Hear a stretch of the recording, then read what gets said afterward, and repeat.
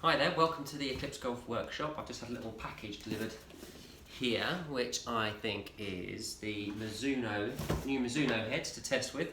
So I just thought I'd open it and see what is inside. Always nice and exciting to see new equipment for the first time. Seen and read a lot about them. Mizuno are obviously famed, if you like, for their feel. Nothing feels like a Mizuno. Where's that little... Oh, here we go, here we go. Here we go. That's their catchphrase, isn't it? Catchphrase, I shouldn't say that. Slogan. Nothing feels like a Mizuno. Right, so I've opened the box up and let's see what's in here. Right, well, it looks very shiny. Chrome finish, chrome plating. Okay, so this is the MP20 HMB. This is the hot metal blade, a new addition to their hot metal lineups. They've got the hot metal and they've got the hot metal pro. And now this is a forged blade, if you like. So I think what they're doing is they are really trying to make it easier to blend the set. So blend the set, so if you want something like a blade in your shorter irons for precision and control and that really nice pure feedback you get with the bladed clubs, as you get towards the longer irons, mid irons, longer irons, actually to blend a little bit of forgiveness in there, even for the better players, is a really nice thing to do. And my first impression of that, I mean, I pulled it out, I actually thought it was the blade to some degree. It's got very much an M25 look about it with the muscle on the back.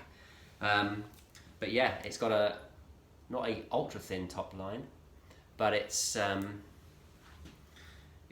looks really nice. It's small, it's compact from heel to toe.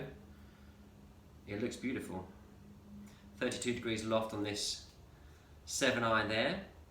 So yeah, okay, let's see what else we've got in here. Obviously what they're talking about is this copper underlay. It's not a new feature, but the copper underlay is something that they used to use in previous models where they had the chrome plating, and this is where they started to introduce the chrome plating on the clubs. They used it to adhere it to so they had the mild steel, the 1025 carbon steel main body grain flow forged, and they used the copper barrier, if you like, to make sure that the chrome finish could adhere to it. And I think, having done some testing in recent models that they've introduced in Japan, they started to get a sense that actually the feel, the legendary feel that Mizuno always talked about, they actually realised it might well have been due to the very soft copper underlay. So they've reintroduced it and made it a feature, if you like, in order to get that really soft feel. So I don't know if it works. But I love Mizuno for their precision, and I love the brand for its attention to detail. So you know what, even if it doesn't make it, some people will feel it, some people won't, but even if it doesn't, there's an attention to detail, and there's a goal there to make it feel and perform as best they possibly can. So I'm going to test it and I'll make up my mind, but I think it's a really nice feature to talk about. And my first look at these irons is that they're really starting to really bring the family of clubs together, so you can mix it. So whether you're a high handicapper or a low handicapper, you're going to have something which is appropriate. Yeah. Now, when I'm fitting, I'm not trying to sell you these irons. I'm talking about things which are the features, and they're talking about them and their benefits, and they might be applicable to you.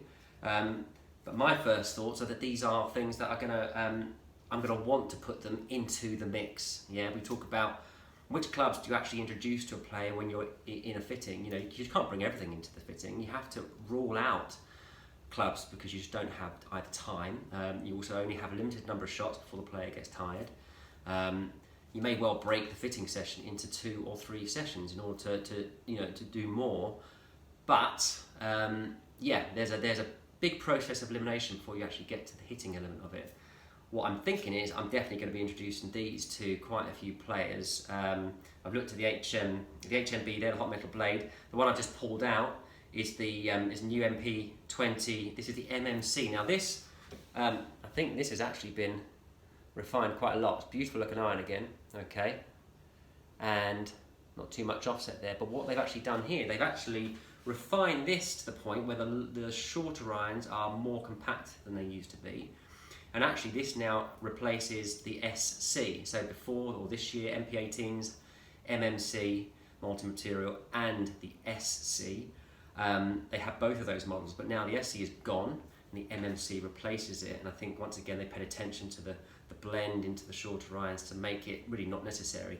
And I think there's also, when we come onto the blade, which I think is in here as well, they talk about a tapered blade, which basically means they've distributed the weight in a way that makes the blade a real blade, but a lot more stable. So that intermediary club, that SC model that they had, I don't think they're going to be needing that anymore. Even though I think that's one of their best-selling clubs. So yeah, we'll have a look at this, the MMC, in a bit more detail in another session when we hit it. But it's still got the introduction of tungsten and titanium, multi-materials to redistribute the weight into more performance-effective areas. Slightly thinner top line, of course, than the hot metal blade. I don't know how well you can see that. Okay, but these are just the heads at the moment.